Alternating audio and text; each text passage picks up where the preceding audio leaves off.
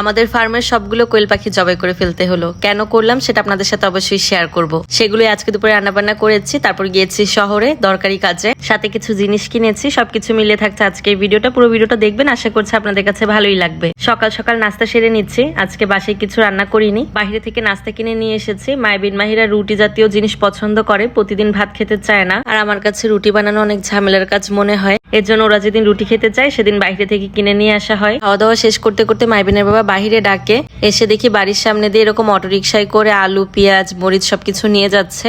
তোর বাবা থামিয়েছে যে কিছু লাগবে কিনা। মেয়েদের কোন জিনিসটা না লাগে বলেন তো? আমি তো এক থাকতে একা নাই, বাসায় অল্প কিছু পেঁয়াজ আলু ছিল, তো ভাবলাম যে এখান থেকে নিয়ে নেই। শহরের মতো গ্রামও এখন কত আধুনিক। শহরে তো অলিতে গলিতে ভ্যান নিয়ে নিয়ে সবকিছু ফেরি করে, এখন গ্রামেও সেই জিনিসটার প্রচলন শুরু হয়ে গেছে। আপনাদের এলাকায় হয়তো আরো অনেক আগে থেকেই শুরু হয়েছে, কিন্তু আমাদের এলাকায় এগুলো নতুনই। আর আমার কাছে আরেকটু বেশি অবাক লাগে এর জন্য যে আমাদের বাড়িটা বাজার থেকে অনেকটাই ভেতরে, অনেকটা মানে বেশ অনেকটাই ভেতরে। তো এত ভেতরে যখন চলে আসে তখন আমার মনে হয় না, গ্রামও আস্তে আস্তে শহরের মতনই আধুনিক হচ্ছে। তো যেটা বলছিলাম, আগে পরে যারা আমার ভিডিও দেখেছেন তার অনেকেই জানেন যে আমরা কোয়েল পাখি পুষতাম। প্রায় 50টার মতো আমাদের কোয়েল পাখি ছিল, সেগুলো প্রচুর ডিম দিয়েছে। আমরা অনেক ডিম খেয়েছি মাশাআল্লাহ। কিছু সেলও করেছিলাম তখন, কারণ এত ডিম খেয়ে পারতাম না। ডেইলি দেখা যেত 30টা 40টা করে ডিম দিত। তো সবকিছুরই তো একটা নির্দিষ্ট সময়সীমা থাকে, ওদেরও ডিম দেওয়ার সময় শেষ হয়ে গেছে। 2-2.5 মাসের মতো টানা ডিম দিয়েছে, এখন আর ডিম দিচ্ছিল না।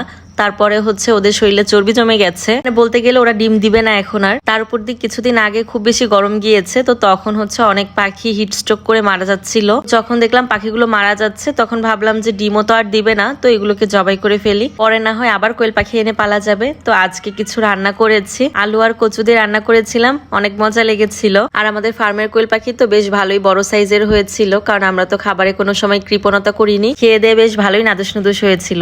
খাওয়া দাওয়া শেষ করে গিয়েছিল শহরে। কাজ ছিল বলতে ডক্টর দেখিয়েছি বাচ্চাদের। কি একটা সময় যাচ্ছে জানি না, বাচ্চা কাচ্চা ঘরে সবাই অসুস্থ। মাহিরা 7 দিন যাবত জ্বর, মাইবিনের 5 দিন হয়ে গেল। এটা কি জ্বর আল্লাহই ভালো জানেন। এর ভেতরেই 7-8টা নাপা শেষ। ডক্টর দেখিয়ে ফেরার সময় বাজার থেকে কিছু ফল নিয়েছি। বাচ্চাদের মুখে একদমই রুচি নেই, ওরা যা যা খেতে চাচ্ছিল তাই কিনে নিয়ে যাচ্ছি। দেখি যদি একটু কিছু খেতে পারে।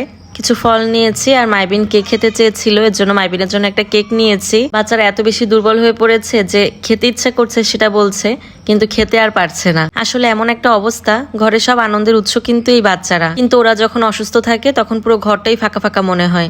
এই 6-7 দিন হলো বাচ্চা দুটো একদমই খেলাধুলা করছে না। জ্বরে এতটাই কাহিল হয়ে পড়েছে যে ঠিকমতো খাওয়া দাওয়া করতে পারছে না, বিছনা থেকে উঠতে পারছে না। যার কাছেই শুনছি সেই বলছে যে সবারই নাকি জ্বর ঠান্ডা কাশি। এখন জানি না এই অসুস্থতা থেকে কবে মুক্তি পাবো। আল্লাহ তাড়াতাড়ি সবাইকে সুস্থ করে দিক, এটাই প্রত্যাশা করি। আজকে ভিডিওটা এখানেই শেষ করে দিচ্ছি।